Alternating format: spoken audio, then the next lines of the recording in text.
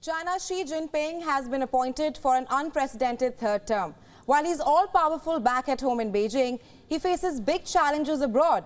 To talk more about the impact of Xi Jinping's term in China and overseas, we're now being joined by Andrew K.P. Leong, an international affairs expert from Hong Kong.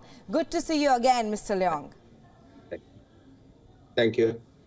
Let's first start by asking you as to what is happening in China. Give us a sense of what challenges does Xi Jinping face at home back in Beijing?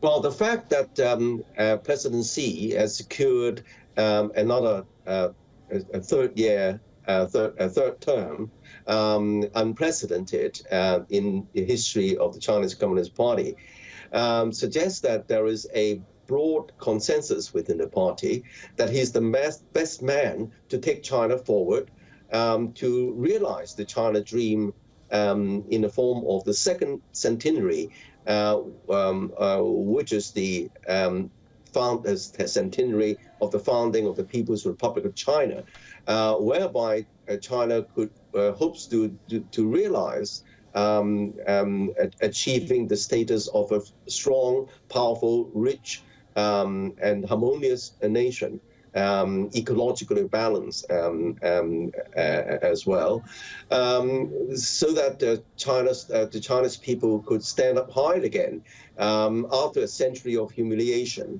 So that's the main task. But there are so many headwinds, both domestically and internationally. Domestically, because there is the agreeing demographics. China's getting old, likely, before it's getting rich. And then, of course, there is a great imbalance in inequality in the distribution of the fruits of the economic growth. And externally, of course, there is an unprecedented 360 degrees pushback by the United States on all fronts, trying to contain and stifle China's rise. And China is perceived to be an existential threat to American-led liberal order. So against all these headwinds, there is a consensus that Xi is the best man for the job. But there is a great deal of misreading as to what what that means. Firstly, he's not just installing all his proteges, just surrounding him with yes men, as it were. Far from the case. If you look at the people rising to the top as a result of this two sessions, first of all, the new Premier Li Qiang was the Shanghai party boss, and even before then, he had a huge reputation of delivering economic development, and he's also established himself as a pro-market, pro-growth achiever. And then if you look at the other members of the Politburo, and often even in the lower strata Central Committee, which of course is the reservoir from which future leaders are drawn, that there are lots of experts, scientific experts, technologists, financiers, ecologists. So that's right, that's Mr. what's Leong, happening. just to add to that, the new Premier of China is also one of the closest allies of the Chinese President Xi Jinping. But I also want to ask you that, do you think that the confidence in Chinese President Xi Jinping's leadership has taken a hit, especially with a slowing economy and rising unemployment? Like you mentioned that apart from China getting old, there are also various other challenges that China faces as of now. Well, in the work report and in the two sessions, China wants to create 12 million additional jobs. Of course, the younger people are facing a lot of barriers in terms of access to various other jobs. But the party is alive to that, and is trying to grow the innovative economy, trying to encourage people to establish their own businesses. And in fact, you can see that the economic momentum is largely been restored now. I mean, so soon after the dropping of these restrictions. But as for the green economy, it's not so much the quantity of human labor, of course, because of the China's getting old and the number of young people and the number of workforce is dwindling, but it's the quality of the labor force. According to the latest research in the United States, China has scored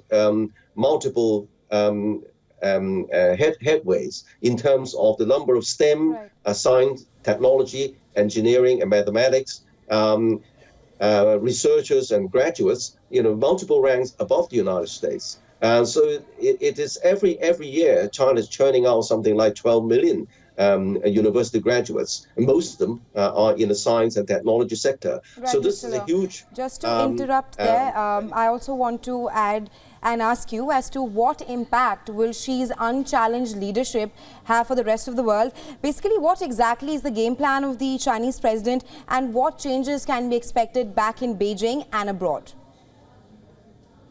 Well, China's strength, if you look at it, the growth of China's gravitas is not on the military. It is the economic connectivity. In other words, if you look at the goods in the department stores everywhere in India, in the United States, almost everything is made in China. And then, of course, even though the goods are not marked made in China, there is a great deal of China's input along the way in terms of materials, in terms of logistics, in terms of components.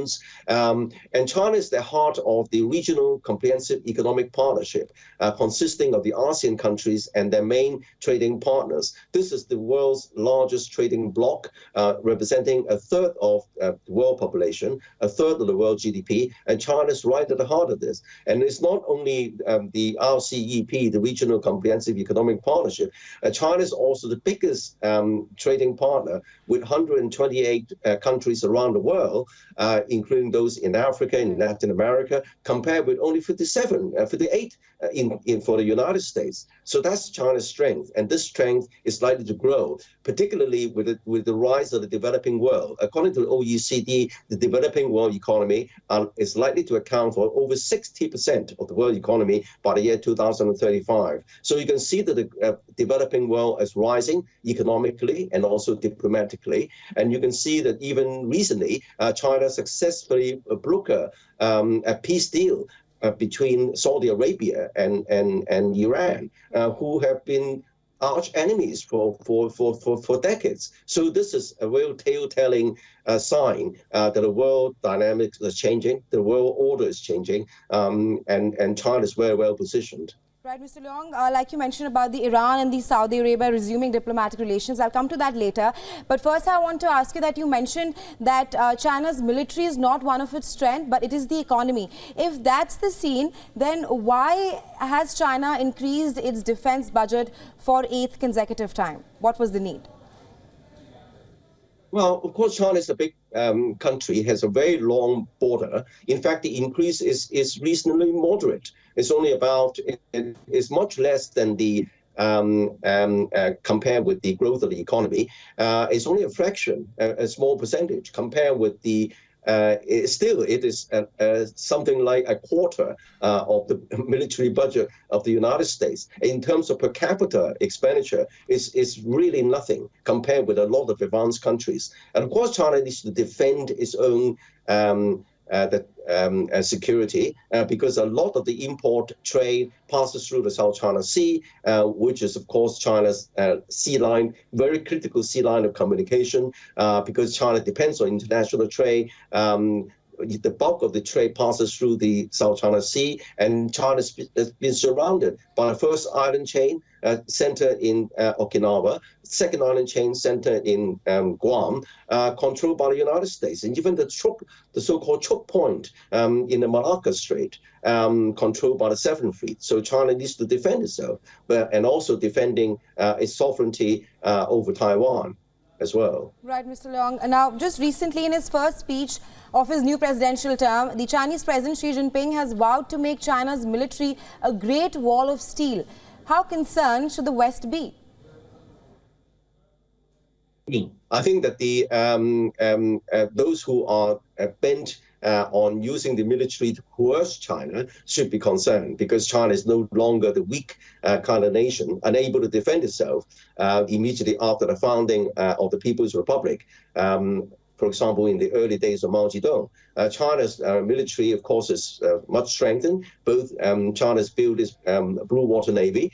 China is now in the forefront of modern-day weaponry, including hypersonic missiles and also the so-called fractional orbital bombardment system, which can circumnavigate the groups from the South Pole using navigable multiple warheads. So still, there is nothing compared with the United States in totality, in the military reach, but it's sufficient to defend itself away from being coerced by the United States. But that's what's happening. Right, Mr. Leong, my last question to you before I let you go. Now, with the Chinese economy in doldrums and Beijing trying to recover from the aftermath of the COVID-19 curbs, do you think China is in any position to counter the growing alliance of the West at the moment? No, I don't think that China wants to embrace the kind of old Cold War mindset. Either you're with me or against me. You look at the two sessions and all the statements and China's behavior. China doesn't want to conquer the world. China has got no capacity to conquer the world, nor to replace the United States leadership or military leadership, because the United States has got about 600 military bases around the world. What China wants, of course, is to grow its nation, like any other countries, to be a stronger nation, to be a wealthy nation, bringing better life to its people. And for that matter, it needs to defend itself against coercion. It needs to defend its sea line of communications. But unfortunately, when China is growing, even though the intentions may be benign, but if China grows to be a £1 million panda, well, obviously, people get a little bit scared. And that's understandable. But there is a great deal of misreading into what China wants, what President Xi wants, and what the Chinese Communist Party is trying to achieve. Right. Thank you so much, Mr. Leong, for joining us in WION and sharing your insights with us. Thank you. Thank you. Thank you.